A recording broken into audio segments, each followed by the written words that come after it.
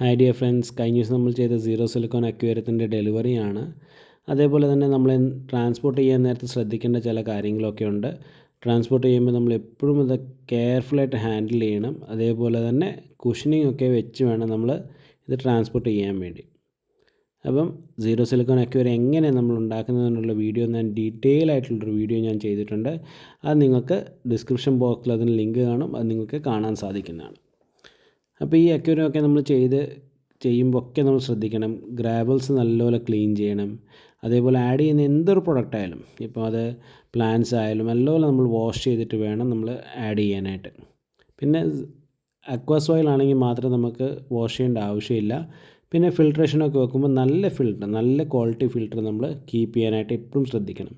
എന്ന് വെച്ചാൽ നല്ല ഫിൽട്രേഷൻ നല്ലതാണെങ്കിൽ ഫിഷസൊക്കെ നല്ല ഹെൽത്തി ആയിരിക്കും. പിന്നെ അതേപോലെ തന്നെ ഫിഷസിനെ ആഡ് ചെയ്യുമ്പം നമ്മൾ കുറച്ച് നേരം ഈ വീഡിയോയ്ക്കകത്ത് കാണുന്ന പോലെ കവറിനകത്ത് കൊണ്ടുവന്ന് അക്വേറിയത്തിൽ വെള്ളത്തിൽ നമ്മൾ ഇട്ട് വെക്കണം. അത് ടെമ്പറേച്ചർ സെറ്റ് ചെയ്യാൻ വേണ്ടി. അത് കഴിയുമ്പോൾ നമുക്ക് അതിനെ തുറന്നു വിടാൻ സാധിക്കുന്നതാണ്.